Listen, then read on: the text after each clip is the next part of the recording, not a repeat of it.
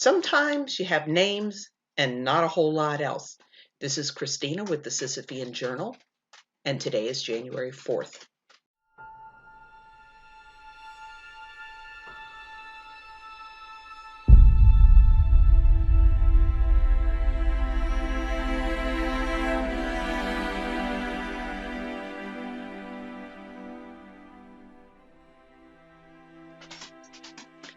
Today we're going to look at 3 deaths that really underscore why I'm always begging you to like, share, and subscribe.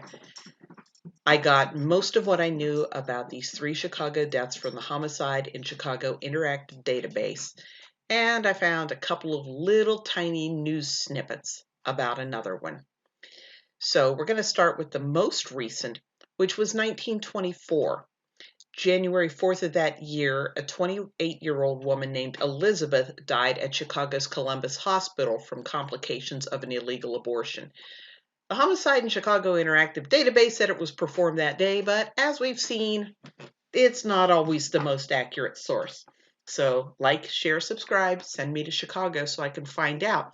They arrested a woman named Mrs. Anna Wenzig, but I haven't been able to find out her profession. She could have been a doctor, she could have been a midwife, she could have been anybody. We have no way of knowing.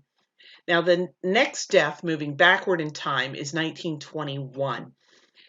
And that was when a 21-year-old named Jenny died in her Chicago home from complications of an abortion. Again, the database said it was performed that day. Who knows? The coroner identified a woman named, I'm going to try to read this, Veronica Rypinski, Rypczynski. If anybody has a clue how to pronounce that, let me know. Veronica Rypinski was identified as the person responsible for Jenny's death, and unfortunately, her profession wasn't listed. Doctor, midwife, milkmaid, we have no way of knowing. Now, we know a little bit more about the oldest death that we're looking at today, and that's the 1887 death of Bertha Bertie Hammermiller. Now, Bertie was 19 and had lived with her mother on Langdon Street in Chicago, and she already had one child with 19-year-old Fred Detoff. On January 4th of 1887, Bertie died from an abortion. Detoff admitted that he had helped Bertie to perform 2 other abortions that had gone off without a hitch. Unfortunately, third time for Bertie wasn't a charm. Third time was deadly.